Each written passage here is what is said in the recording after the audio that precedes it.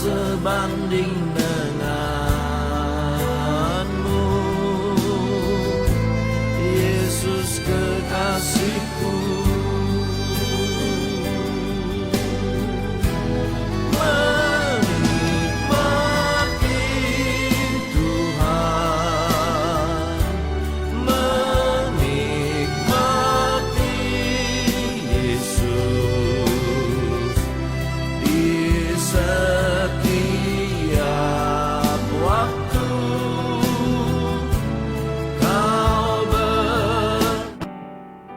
Puji Tuhan, Shalom.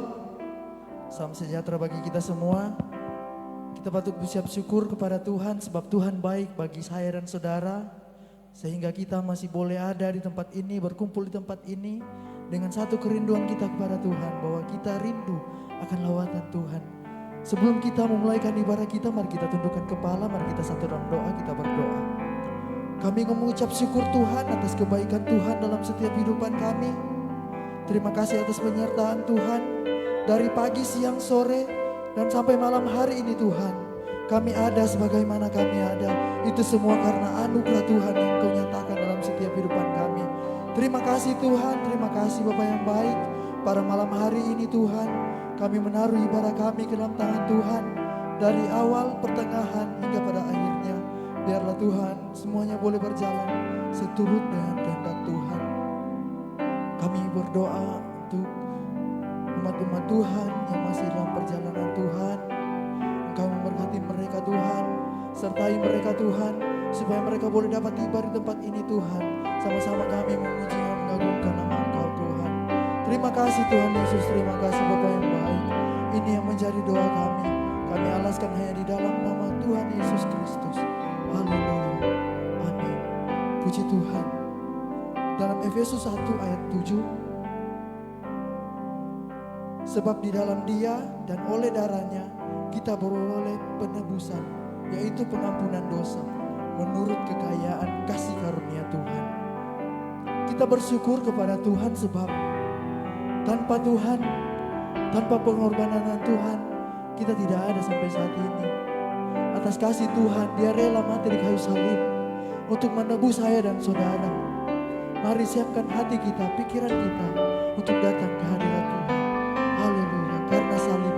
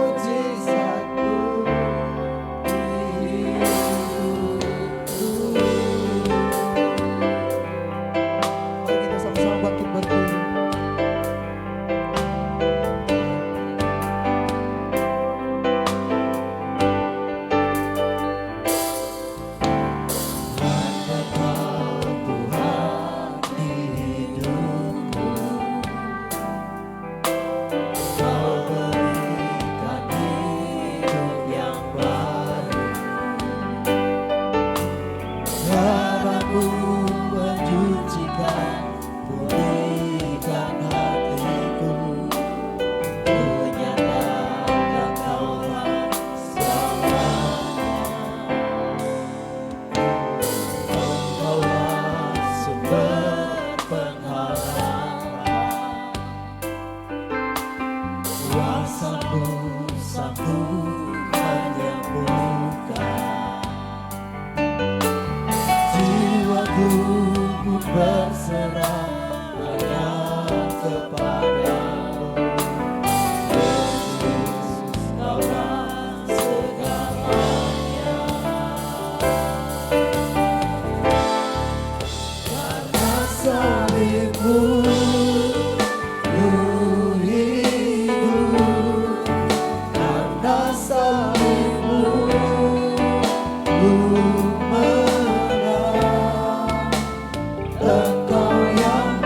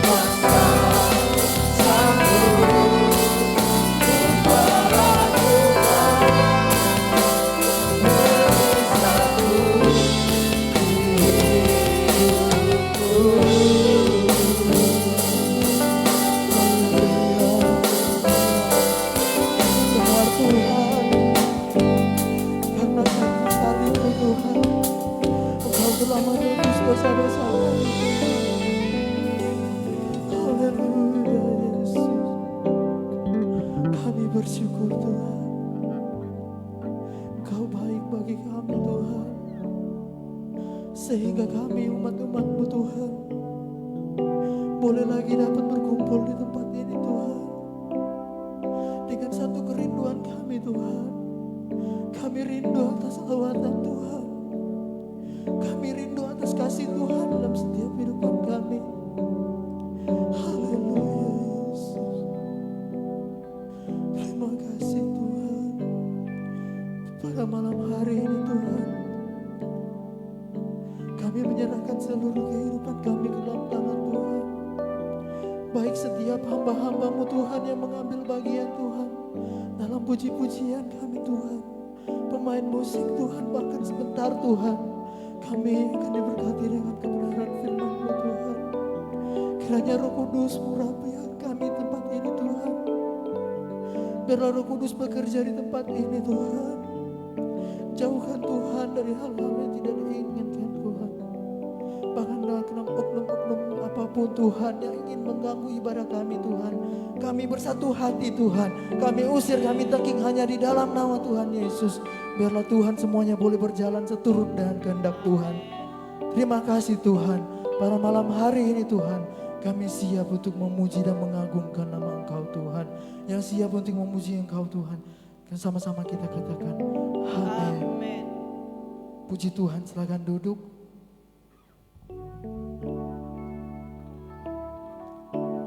Kita patut bersyukur kepada Tuhan, sebab Tuhan baik bagi saya dan saudara, bahwasanya untuk selama-lamanya. Haleluya. Datanglah kebaikan.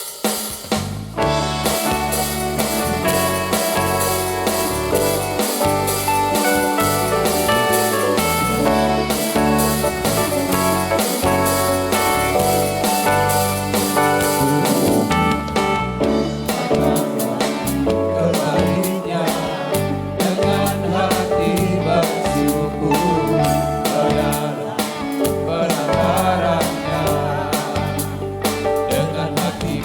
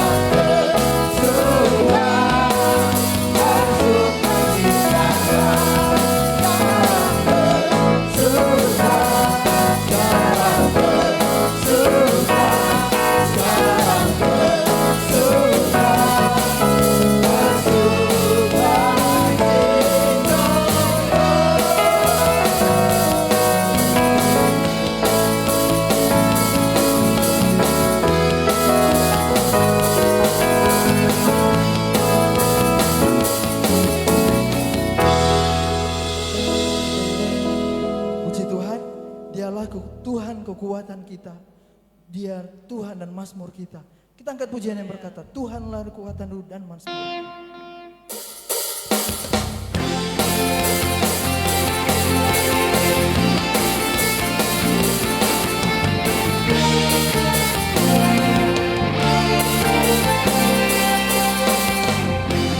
Tuhanlah kekuatan dan Mazmurku, kedudukanku dan keselamatanku. Hanya padamu hatiku percaya, Kaulah menara dan kota perlindungan.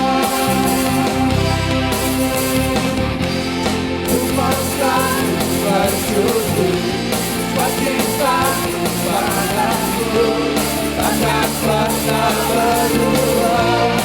Hatiku percaya, walau bumi bergoyang, gunung-gunung berancam, namun kasih setiamu tak pergi dariku.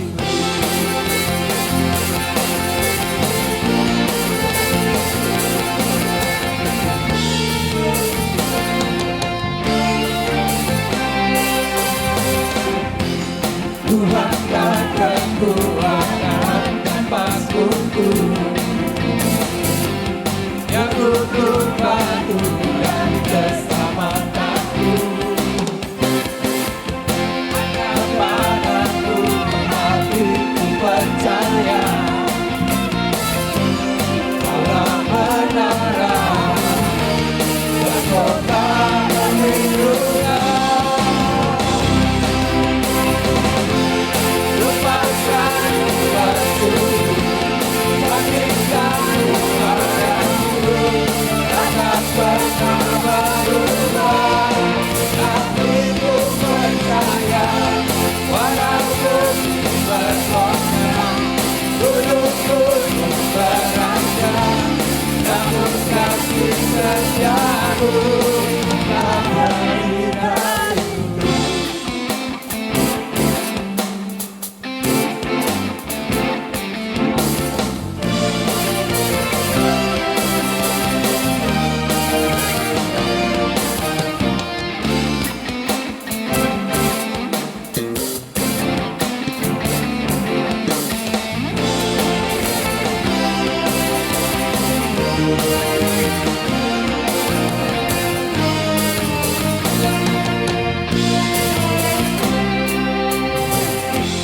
Engkau selalu bersyukur, sebab cintamu padaku takkan pernah berubah.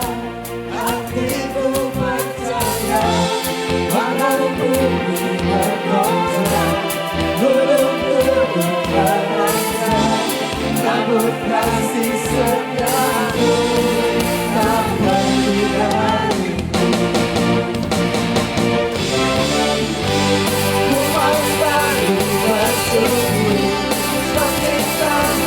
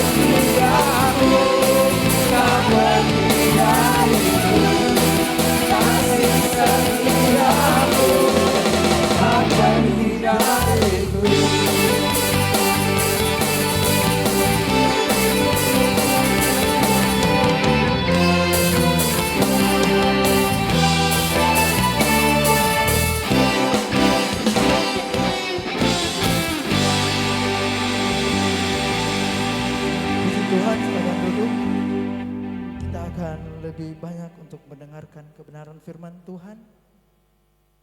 Dalam Injil Matius pasal 27 ayat 3 di sana menceritakan pengkhianatan Yudas Iskariot yang menjual Yesus kepada para imam Yahudi seharga 30 keping perak. Kisah ini sering digunakan sebagai contoh peringatan agar tidak mengkhianati Yesus demi uang, kenikmatan duniawi, atau keuntungan pribadi lainnya. Kerohanian lebih penting, lebih berharga daripada harta. Yesus mengajarkan bahwa kesetiaan dan hubungan dengannya lebih berharga daripada emas dan perak atau apapun yang ada di dunia ini. Haleluya. Kita angkat pujian yang berkata, jangan tukar Yesus.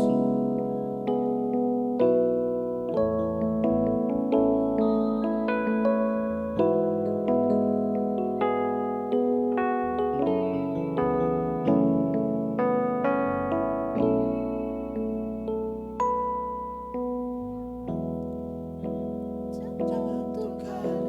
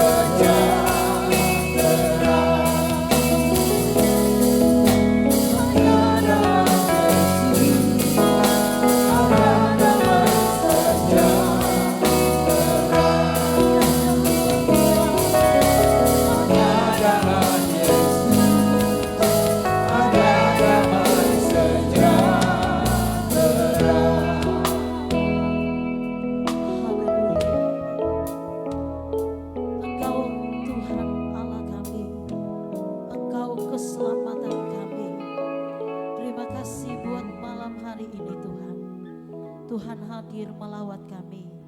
Tuhan ada di tempat ini. Tuhan sedang bekerja bagi kami. Tuhan menilik setiap pribadi lepas pribadi yang ada malam hari ini. Kami menaikkan pujian kami. Kami menaikkan sembah kami kepadamu Tuhan. Biar apa yang kami naikkan di hadapan hadirat-Mu semuanya berkenan dan menyenangkan hati Tuhan. Tuhan yang ditinggikan, Tuhan yang kami agungkan, yang kami muliakan malam hari ini. Tuhan yang malam hari ini yang akan berfirman bagi kami, yang akan memperdengarkan suaranya bagi kami. Berfirmanlah ya Tuhan, kami siap menerima firman-Mu, kami siap menerima perkataan firman-Mu, janji firman-Mu ya dan amin di dalam hidup ini. Biarlah hati kami berikan yang terbaik buat setiap taburan firman Tuhan malam hari ini. Kami siapkan seluruh kehidupan kami sehingga tidak ada satupun yang mencuri firman-Mu dari hati kami.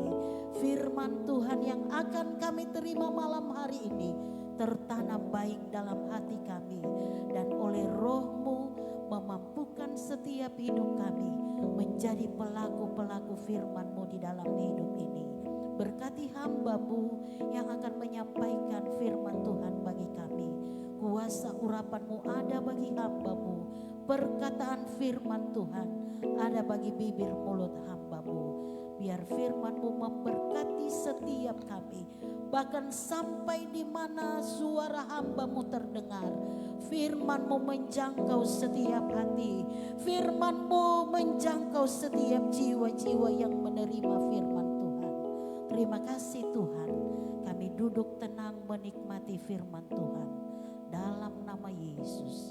Haleluya. Amin.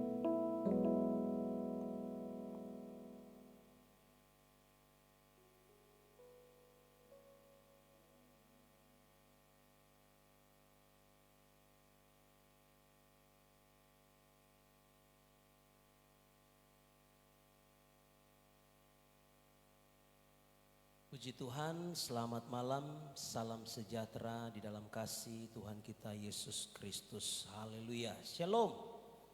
Puji Tuhan. Anugerah Tuhan kita semua, seberapa banyak kita boleh hadir dalam ibadah raya kedua di malam hari ini.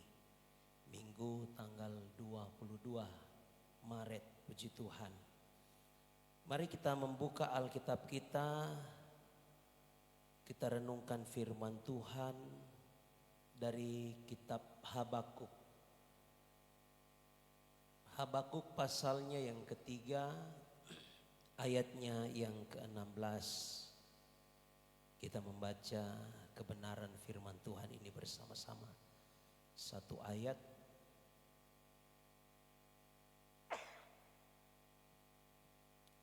Habakuk pasal 3 ayatnya yang ke-16. Mari kita bangkit berdiri sekali lagi menghormati firman Tuhan.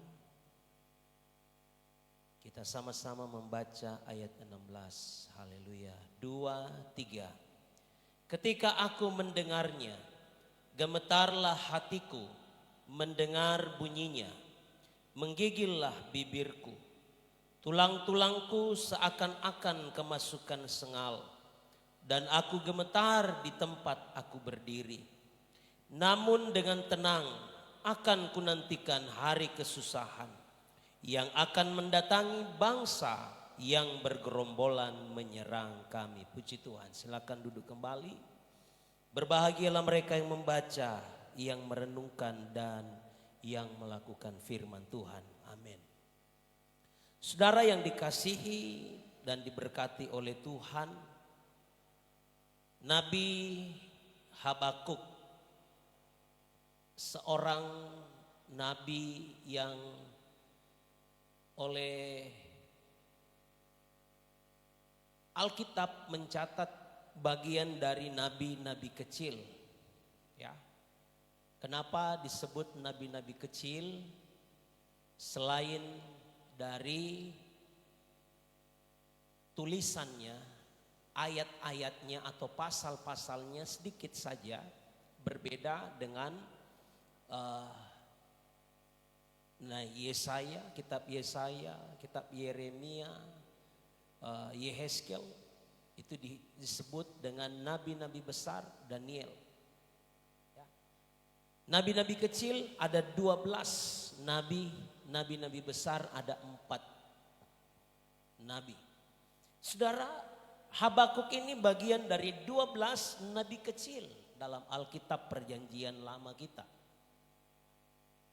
Habakuk atau Nabi Habakuk ini hidup dan bernubuat bagi bangsa Israel, khususnya kerajaan bagian selatan yaitu Yehuda, kerajaan Yehuda.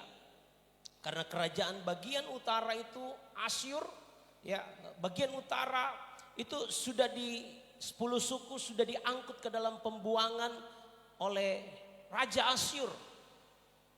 Dan masih tinggal 2 suku yang ada di bagian selatan, yaitu suku Yehuda. Nah, Habakuk ini bernubuat. Habakuk ini hadir di tengah-tengah orang-orang Yehuda pada waktu itu. Ya, sekitar akhir abad ke-7 sebelum Masehi atau sekitar tahun 612 sampai 605 sebelum Masehi. Jadi sebelum Masehi itu hitungannya hitungan mundur, ya. 199 dan seterusnya sampai ke tahun 1. Kemudian masuk ke 1 Masehi. Habakuk bernubuat untuk orang-orang Israel bagian selatan atau kerajaan Yehuda yang terdiri dari 2 suku itu. Pada sekitar tahun 612 sampai 605 sebelum Masehi. Dan Nabi Habakuk ini ada di masa pemerintahan Yoyakim. Raja Yoyakim yang memerintah kerajaan Israel bagian selatan atau kerajaan Yehuda. Yang memerintah pada masa itu. Saudara kalau belajar membaca dari kitab raja-raja di sana. Ada 3 gelombang. Ya, ada 3 gelombang penawanan orang-orang Yehuda bagian selatan yang dibawa ke Babel. Ya. Bagian utara dibuang ke Asyur dan itu mereka sudah bercampur baur, mereka sudah tidak kembali lagi. Bagian selatan 2 suku ini mereka diizinkan Tuhan untuk ditawan ke Babel. Dan saudara pada zaman Nabi Habakuk ini ketika Raja Yoyakim memerintah pada masa itu, Alkitab mencatat Tuhan izinkan orang-orang Kasdim datang menyerang orang-orang Yehuda. Dengan mata kepalanya sang nabi melihat. Saudara kalau kita melihat, kita mundur di pasal 1. Habakuk pasal 1 ayatnya yang kedua. Berapa lama lagi Tuhan aku berteriak tetapi tidak kau dengar. Aku berseru kepadamu penindasan tetapi tidak kau tolong. Mengapa engkau memperlihatkan kepadaku kejahatan sehingga aku memandang kelaliman? Ya, aniaya dan kekerasan ada di depan mataku. Perbantahan dan pertikaian terjadi. Itulah sebabnya hukum kehilangan kekuatannya dan tidak pernah muncul keadilan. Sebab orang fasik mengepung orang benar. Itulah sebabnya keadilan muncul terbalik. Garis bawahi dikatakan orang fasik mengepung orang benar. Siapakah yang sang nabi sebut sebagai orang fasik itu? Orang fasik ini adalah bangsa Kasdim atau orang-orang Babel yang diizinkan oleh Tuhan untuk membawa umat-umat Tuhan ada di Babel. Mengapa? Coba kita lihat satu pesan dari Tuhan kepada Raja Salomo. Satu Raja-Raja pasal 4, pasal 9. Coba kita lihat. Satu Raja-Raja pasalnya yang ke-9, mulai ayat 4.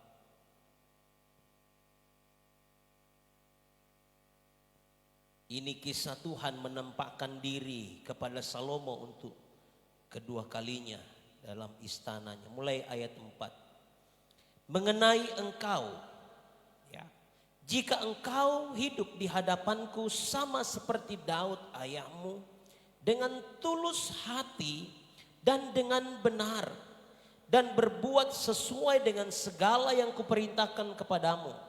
Dan jika engkau tetap mengikuti segala ketetapan dan peraturanku, maka aku akan meneguhkan tahta kerajaanmu atas Israel untuk selama-lamanya, seperti yang telah kujanjikan kepada Daud ayahmu dengan berkata, keturunanmu takkan terputus dari tahta kerajaan Israel. Tetapi jika kamu ini dan anak-anakmu berbalik daripadaku dan tidak berpegang pada segala perintah dan ketetapanku yang telah kuberikan kepadamu, dan pergi beribadah kepada Allah lain dan sujud menyembah kepadanya, maka aku akan melenyapkan orang Israel dari atas tanah yang telah kuberikan kepada mereka, dan rumah yang telah kukuduskan bagi namaku itu akan kubuang dari hadapanku. Maka Israel akan menjadi kiasan dan sindiran di antara segala bangsa. Dan rumah ini akan menjadi reruntuhan. Rumah yang dimaksud adalah bait Allah. Akan menjadi reruntuhan sehingga setiap orang yang lewat akan tertegun, bersuit dan berkata, apakah sebabnya Tuhan berbuat yang demikian kepada negeri ini dan kepada rumah ini? Maka orang akan berkata, sebab mereka meninggalkan Tuhan Allah mereka yang membawa nenek moyang mereka keluar dari tanah Mesir, dan sebab mereka berpegang pada Allah lain dan sujud menyembah kepadanya dan beribadah kepadanya. Itulah sebabnya Tuhan mendatangkan segala malapetaka ini ke atas mereka. Jelas firman Tuhan sampaikan kepada Salomo, ya. Salomo menggantikan Daud ayahnya. Ketika Salomo menjadi raja, memang tidak ada peperangan yang terjadi. Karena apa? Salomo membangun kerjasama politik, ekonomi di bangsa-bangsa sekitarnya. Ke bangsa-bangsa kafir, membangun kerjasama ekonomi, kerjasama politik, dia bangun, sehingga itulah sebabnya di mana Salomo berada untuk supaya Salomo bisa bisa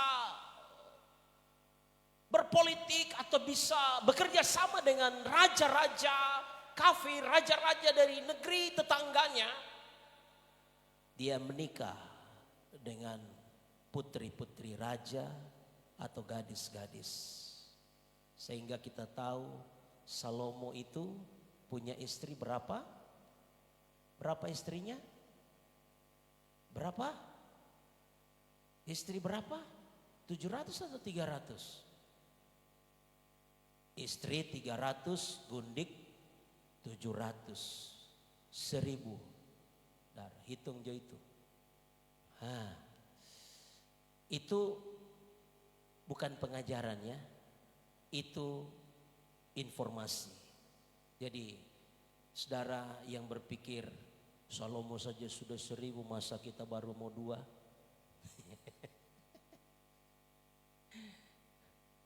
Haleluya. Haleluya, hanya satu ya. Hanya kematian yang memisahkan.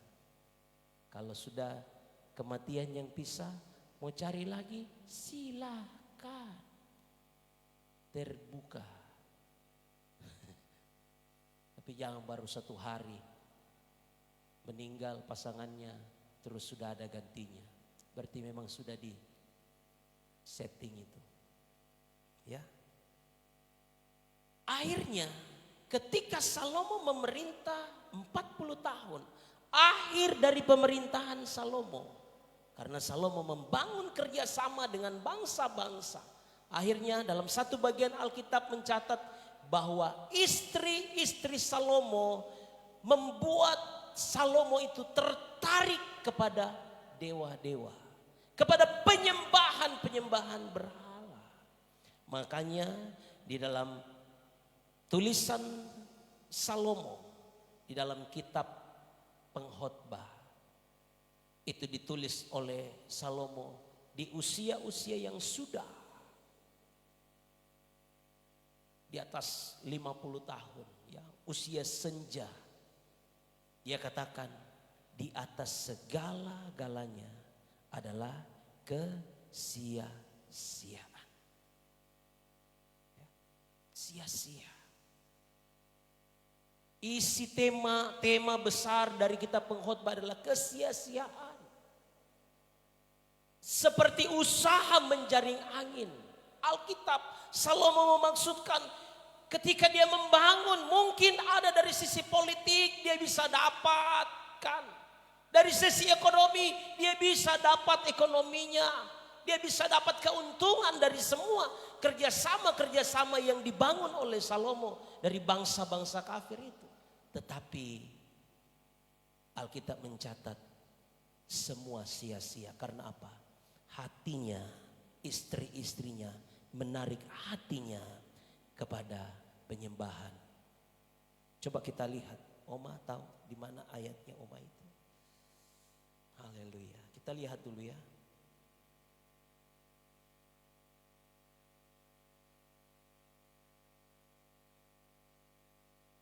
Ada yang dapat?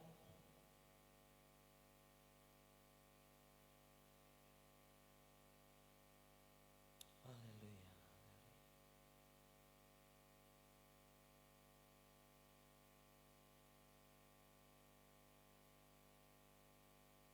Satu Raja-Raja pasal 11 ayat 4. Sebab pada waktu Salomo sudah tua, istri-istrinya itu mencondongkan hatinya kepada Allah lain. Sehingga ia tidak dengan sepenuh hati berpaut kepada Tuhan Allahnya seperti Daud ayahnya.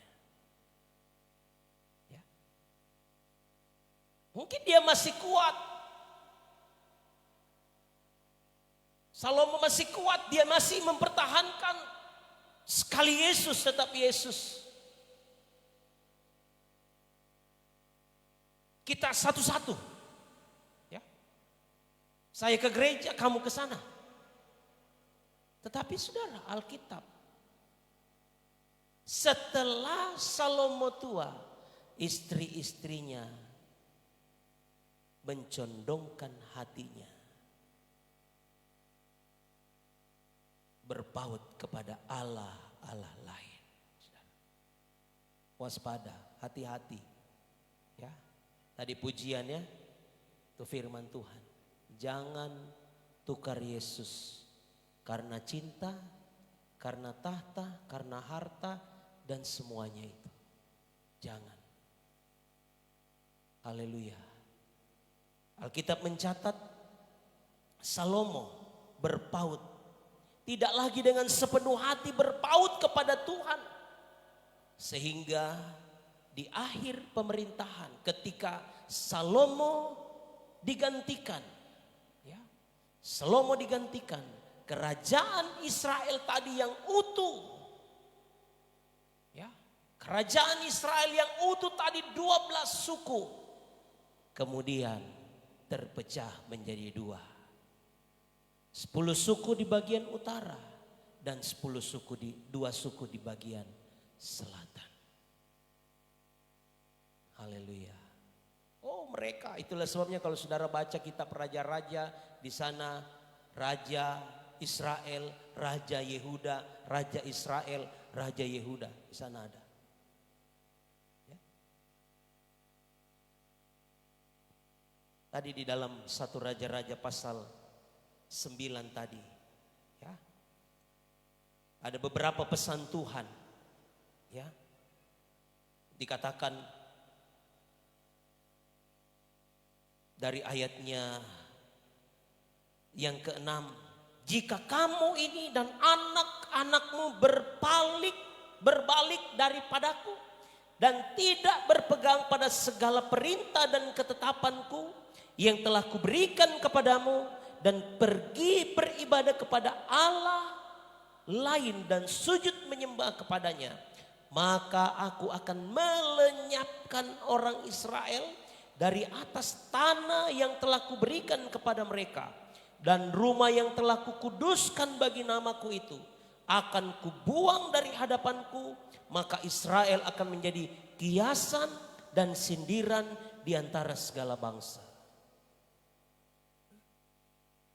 Itulah sebabnya di zaman Yoyakim, gelombang pertama bangsa Yehuda ditawan ke Babel.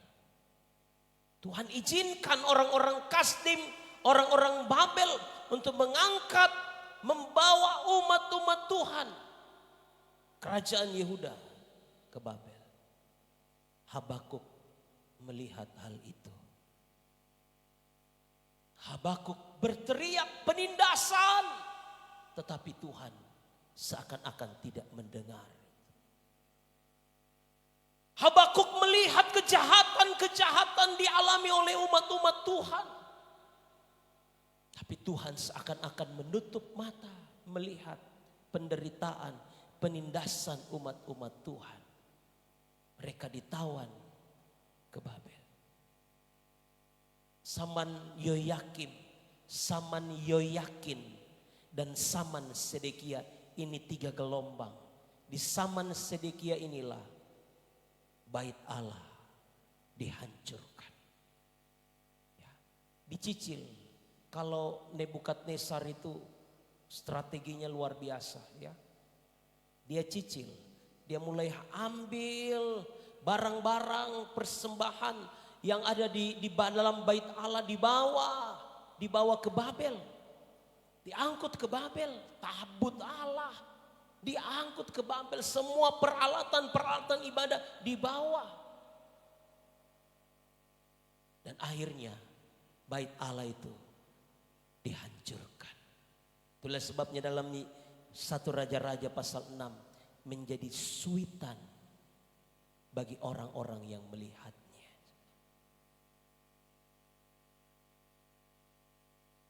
Sang Nabi melihat ayatnya yang kelima dari Habakuk pasal 1. Lihatlah di antara bangsa-bangsa dan perhatikanlah. Jadilah heran dan tercengang-cengang. Sebab aku melakukan suatu pekerjaan dalam zamanmu. Ya. Aku di sini adalah Tuhan. Aku melakukan suatu pekerjaan dalam zamanmu yang tidak akan kamu percayai jika diceritakan. Sebab sesungguhnya akulah yang membangkitkan orang Kasdim, bangsa yang garang dan tangkas itu, yang melintasi lintang bujur bumi untuk menduduki tempat kediaman yang bukan kepunyaan mereka. Bangsa itu dahsyat dan menakutkan. Keadilannya dan keluhurannya berasal daripadanya sendiri. Kudanya lebih cepat daripada macan tutul dan lebih ganas dari serigala pada waktu malam. Pasukan berkudanya datang menderap, dari jauh mereka datang. Terbang seperti raja wali yang menyambar mangsa. Seluruh bangsa itu datang untuk melakukan kekerasan. Serbuan pasukan depannya seperti angin timur. Dan mereka mengumpulkan tawanan seperti banyaknya pasir dan seterusnya. Bagaimana Tuhan menjelaskan, menerangkan kepada Nabi Habakuk.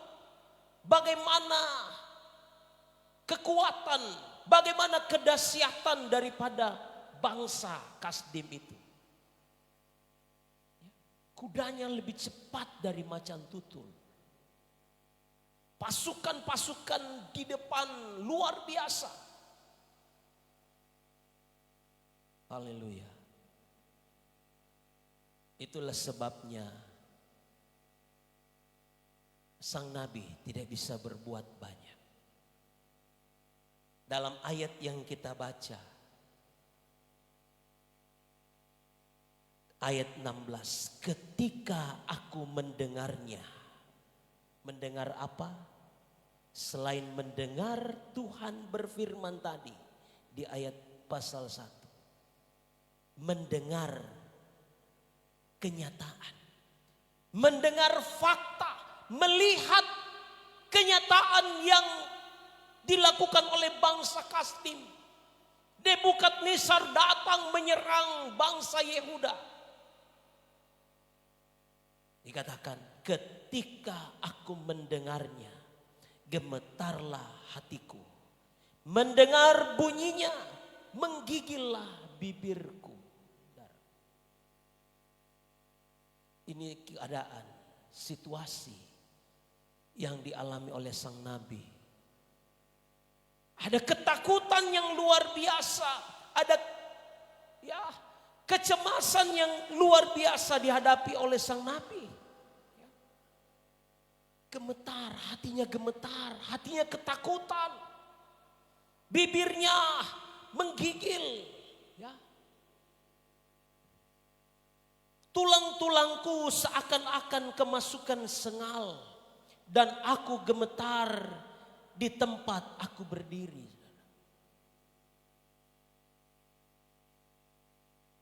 Seperti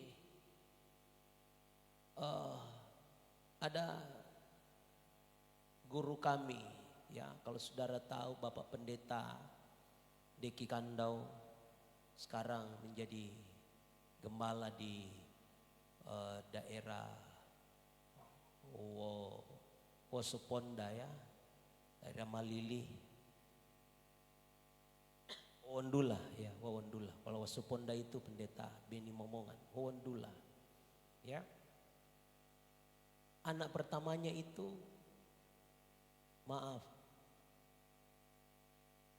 tulangnya lemah sehingga dia tidak kuat duduk, dia tidak kuat berdiri. Ya. Tulang-tulangnya tidak kuat menopang tubuhnya. Loyo. Mungkin seperti ini. Ya. Ketika sang nabi mendengar dan melihat kenyataan yang terjadi bagi orang-orang Yehuda. Dia lemas. Gak punya kekuatan lagi untuk berdiri. Biasa kalau orang dapat musibah, dengar keluarga yang meninggal tiba-tiba, itu biasa langsung lemas. Biasa langsung jatuh. Tidak kuat untuk berdiri sampai pingsan lagi.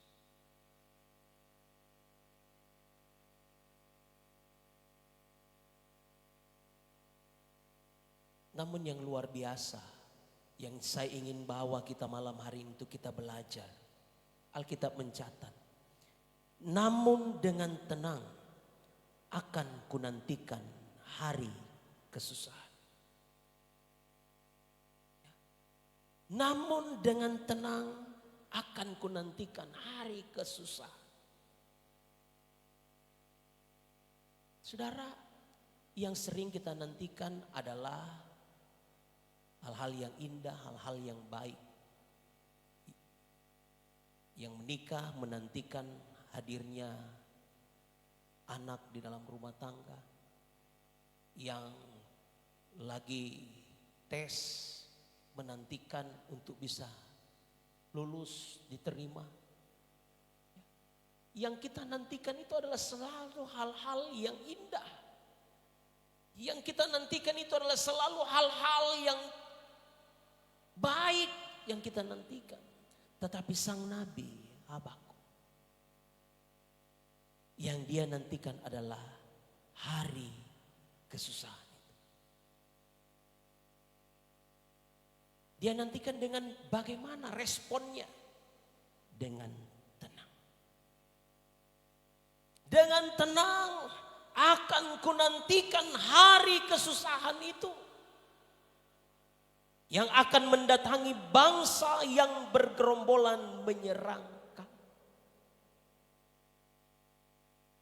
Hal yang pertama, saudara, untuk saudara dan saya bisa tenang di dalam menghadapi situasi sulit, situasi yang menakutkan, situasi yang mengacau balaukan pikiran kita, untuk kita bisa tenang, kuncinya hanya datang kepada Tuhan saja.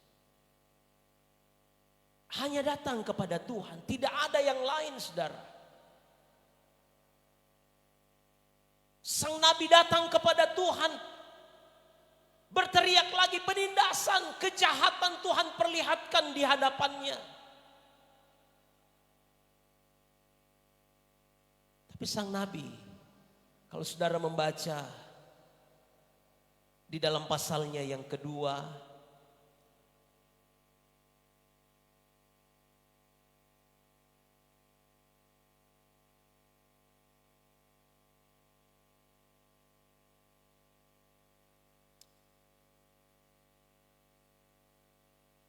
haleluya, iman, pasal 2 ayat berapa itu?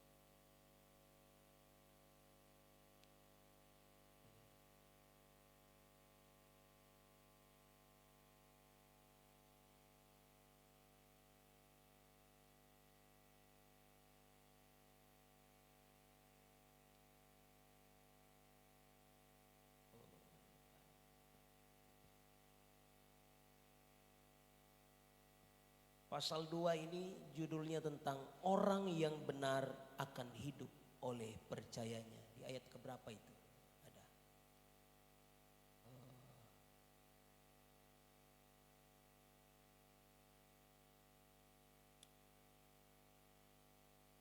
Ayat 4. Sesungguhnya orang yang membusungkan dada, angkuh, sombong, tidak lurus hatinya, tetapi orang yang benar itu akan hidup oleh percayanya. Orang yang benar akan hidup oleh percayanya. Sekalipun Tuhan izinkan sang nabi melihat bagaimana umat-umat Tuhan hendak ditawan ke Babel, dengan tenang dia menunggu. Dengan tenang dia menantikan hari kesusahan itu. Kunci ketenangan sang nabi dia letakkan kepada Tuhan. Ya.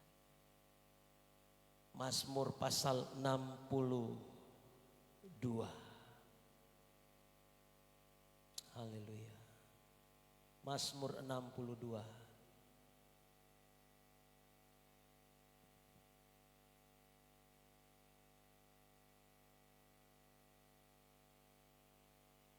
Untuk pemimpin biduan menurut Yedutun Mazmur Daud, hanya dekat Allah saja aku tenang, daripadanya lah keselamatanku. Bisa katakan amin? Daud berkata, hanya dekat Allah saja aku tenang, daripada Tuhanlah keselamatanku. Apakah ketika Daud dekat dengan Tuhan, benar-benar dia alami ketenangan di lingkungan sekitarnya? Apakah tidak ada lagi orang yang membenci Daud?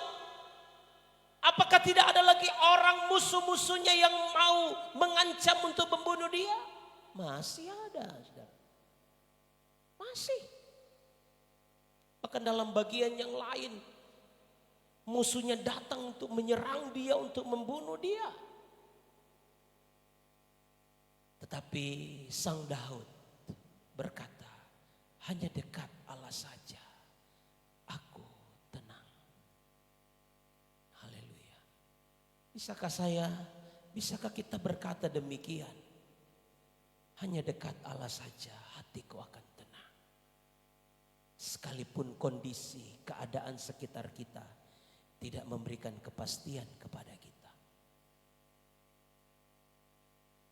Sang Nabi Habakuk dengan tenang dia menantikan hari kesusahan itu. Saya melihat, belajar hal yang pertama, ya, kunci ketenangan dari Daud adalah ketika dia dekat dengan Tuhan. Mari hari-hari ini kita perlu dekat dengan Tuhan, Bapak Ibu, pemuda remaja. Jangan andalkan kita punya kekuatan. Jangan andalkan kita punya channel, kita punya link, kita punya materi, kita punya karir, jabatan. Jangan andalkan itu. Mari kita mau andalkan Tuhan. Sebab Tuhan, Daud berkata, hanya dekat Allah saja aku tenang. Haleluya. Kalau saudara mau tenang, mari dekat. Tinggal di dalam Tuhan. Dekat dengan Tuhan. Sang Nabi sampaikan hal itu. Saudara, ketika kita dekat dengan Tuhan, ada ketenangan. Alkitab mencatat di dalam Yesaya. Yesaya pasal 30.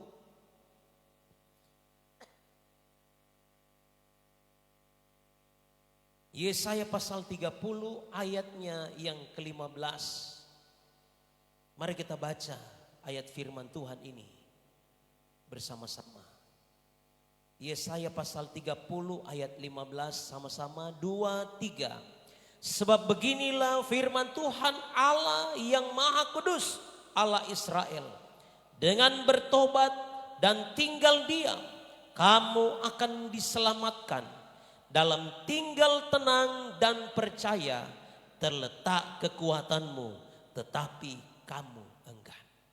Saudara, sang Nabi Yesaya menyampaikan kebenaran ini kepada orang-orang Israel yang ada di dalam pembuangan itu.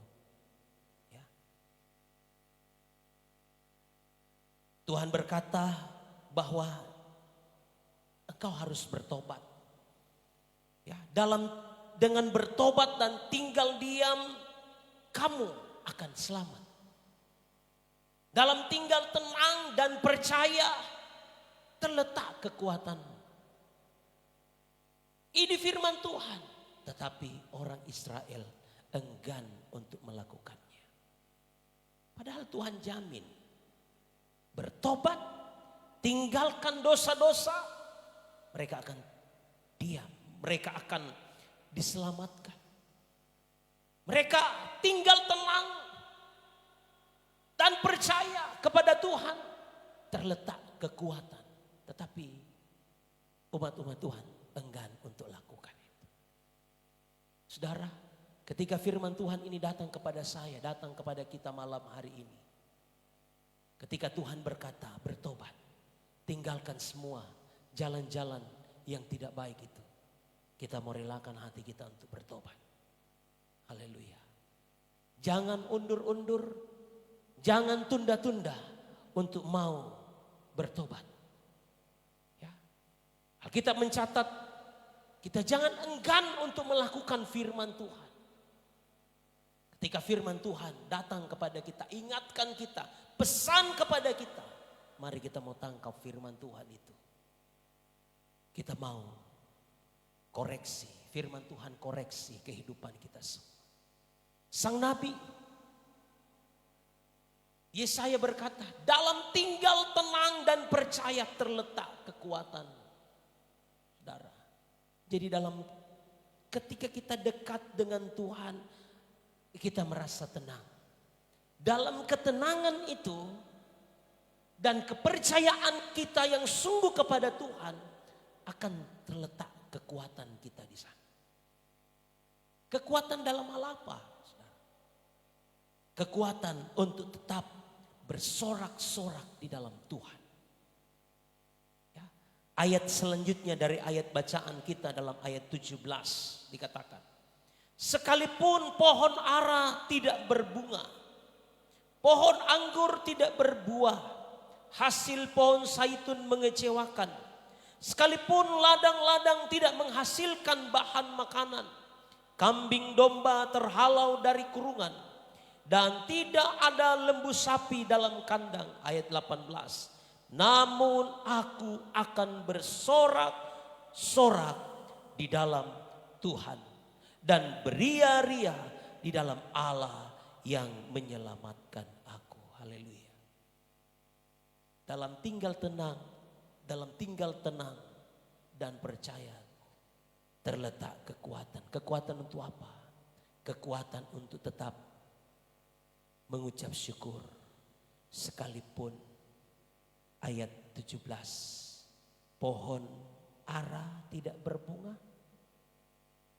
pohon anggur tidak berbuah, hasil pohon zaitun mengecewakan, hasil coklat mengecewakan. Apalagi hasil padi mengecewakan. Hasil-hasil pertanian kita mengecewakan. Ada kekuatan yang Tuhan beri untuk kita tetap bersorak-sorak di dalam Tuhan dan beria-ria di dalam Allah yang menyelamatkan. Itu kekuatan Tuhan beri. Kuncinya apa? Tinggal dekat dengan Tuhan. Ada ketenangan. Haleluya. Orang yang tenang terletak kekuatan untuk apa? Kekuatan untuk bersyukur kepada Tuhan. Kekuatan untuk bersorak-sorak di tengah-tengah situasi yang sulit. Ya. Hari-hari ini bukan hari-hari yang semakin menjanjikan, bukan hari-hari yang semakin baik, saudara. Ya, kita tidak tahu peperangan di Timur Tengah akan berakhir kapan. Ya, saya lihat di media sosial, ya,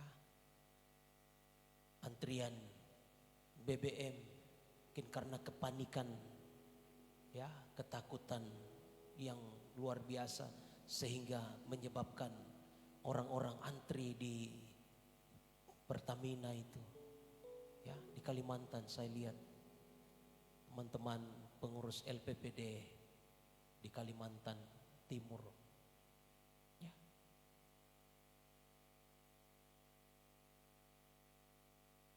Semakin hari bukan semakin baik, saudara.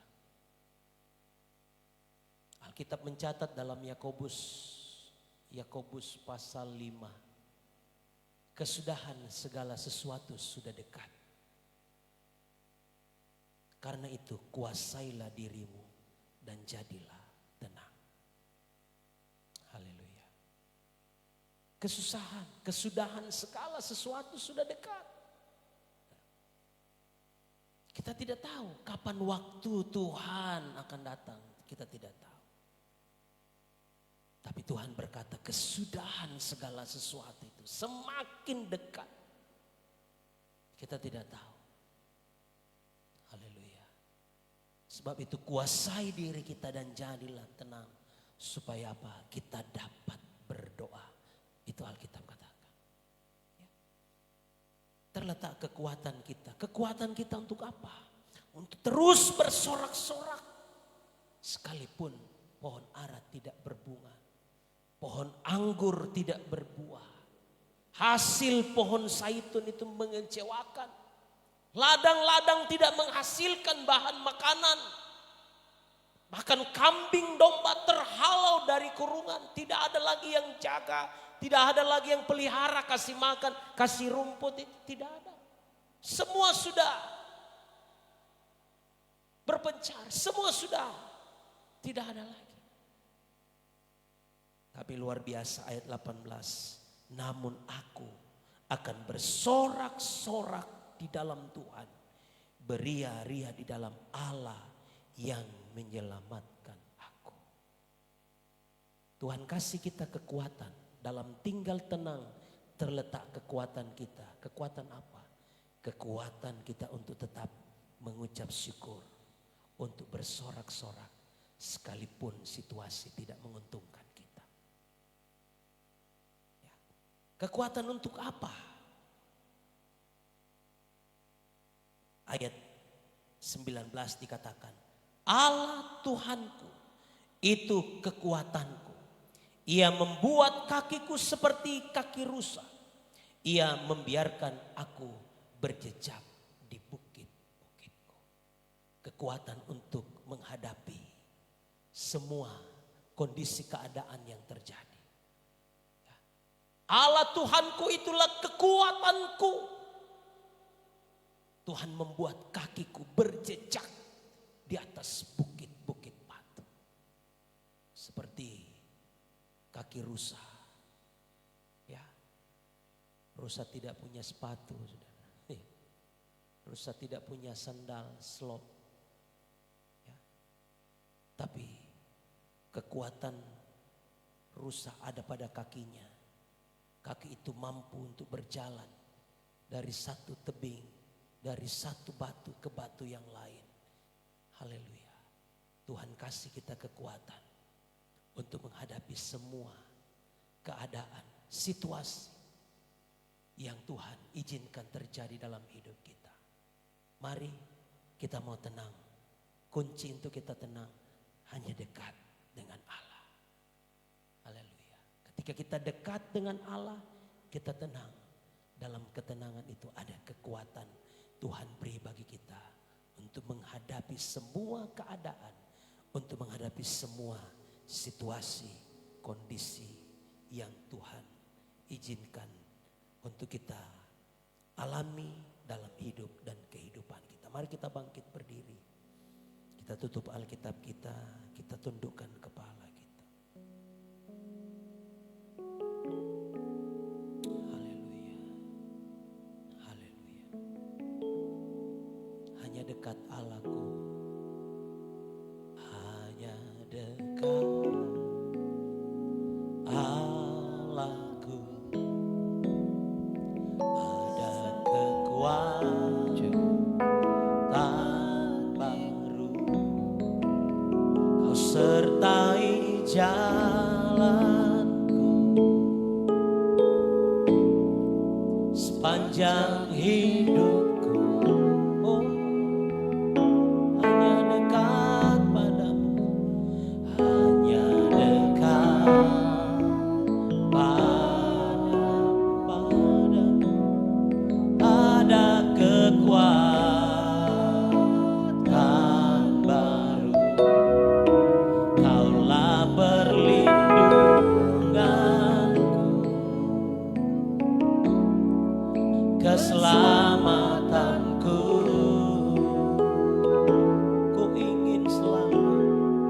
Ku ingin selalu bersekutu denganmu, menikmati hadiratmu.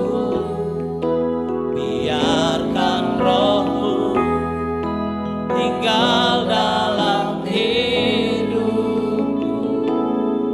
Sungguh indah bersamamu selamanya.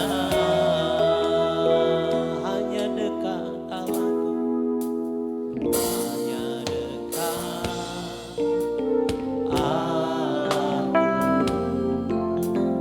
Rasa tenang hatiku, sertai jalan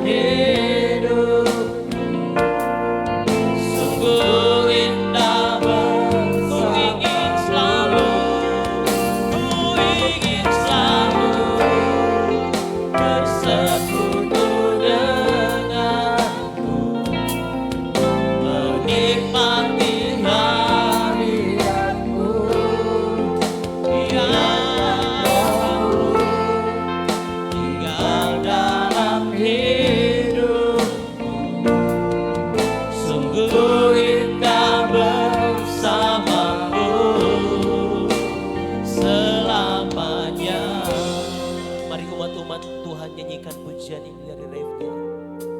Ku ingin selalu. Haleluya. Biarlah pujian ini menjadi kerinduan kita kepada Tuhan.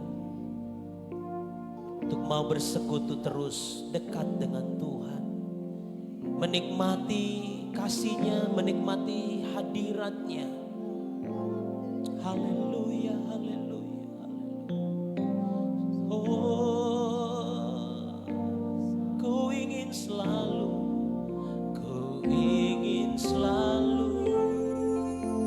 bersekutu denganmu, menikmati. Saudara, tidak ada kekuatanku, tidak ada kekuatan kita di luar Tuhan. Kekuatanmu hanya ada di dalam Tuhan. Oh, selamanya. Oh, ku ingin selalu bersekutu denganmu, menikmati hadiratmu.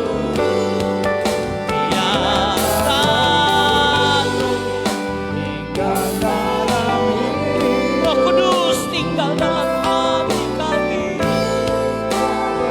Sungguh indah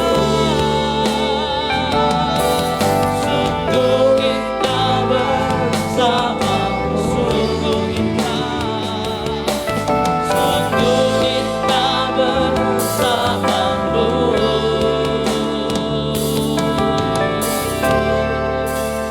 Selamanya.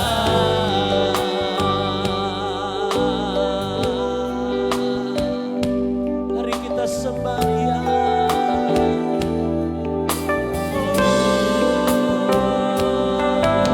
Terima kasih Tuhan. Haleluya.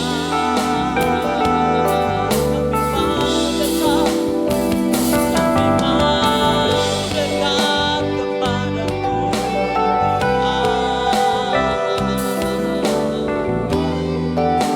Dalam tinggal dekat dan percaya kepadamu terletak kekuatan kami. Kekuatan untuk mengucap syukur, kekuatan untuk bersorak-sorak, kekuatan untuk siap menghadapi semuanya. Haleluya, haleluya. Kekuatan untuk berjalan, kekuatan untuk berjalan di tengah-tengah dunia yang sulit, di tengah-tengah dunia yang sukar.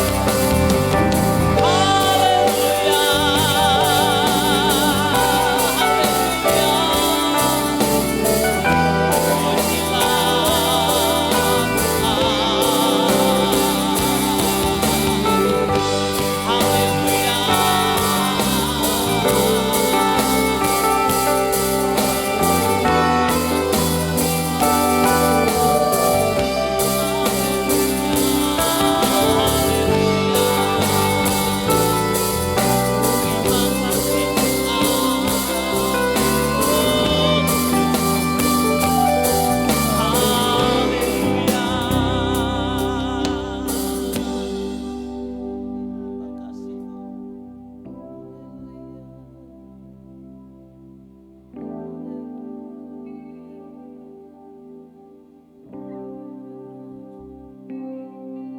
ku terhubung denganmu, selalu melekat di hatimu. Firman-Mu itulah dasar hidupku yang berdaulat atas. Ku terhubung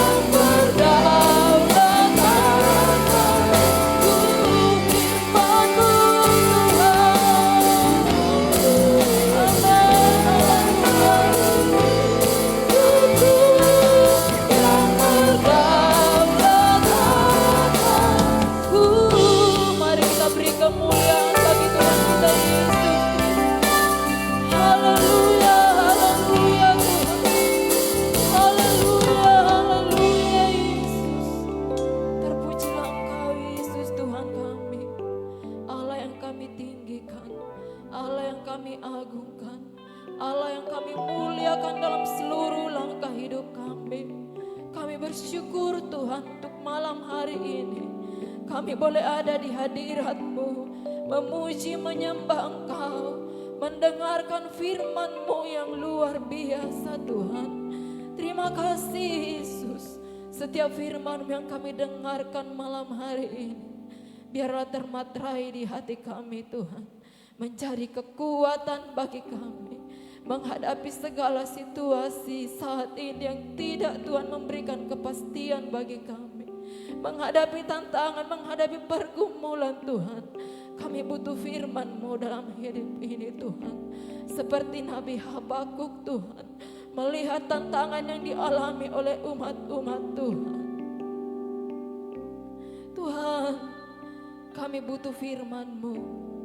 Kami butuh ketenangan dalam hidup ini. Dan kami percaya Tuhan, hanya dekat dengan Tuhan saja ada kekuatan yang baru, ada ketenangan, ada damai sejahtera, ada pengharapan di dalam Engkau Tuhan. Itulah sebabnya malam hari ini setelah kami mendengarkan firman-Mu, ajar kami dalam hidup kami, di hari-hari yang kami lalui, kami membawa hidup kami, hati kami untuk dekat dengan Engkau, bersekutu dengan Tuhan, dipimpin oleh Roh-Mu Tuhan.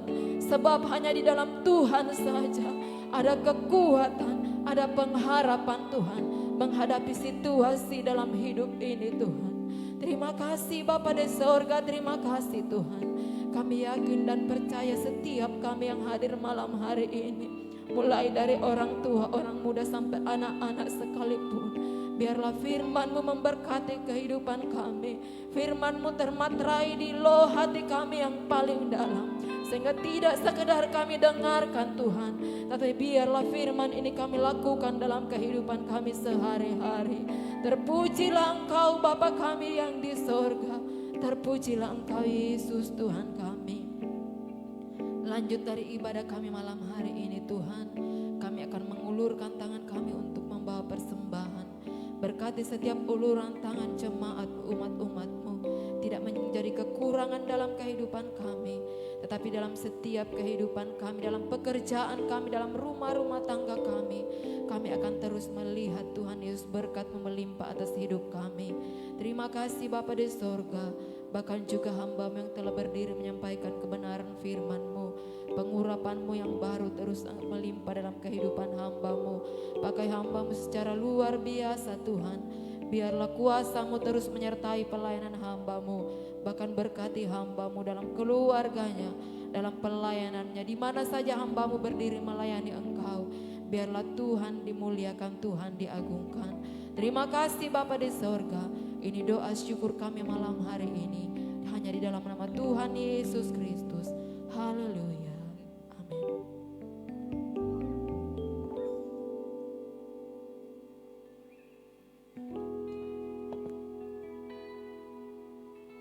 Puji Tuhan, tiba saatnya kita akan memberikan korban persembahan. Sambil korban persembahan dijalankan, kita angkat pujian yang berkata, jangan lelah.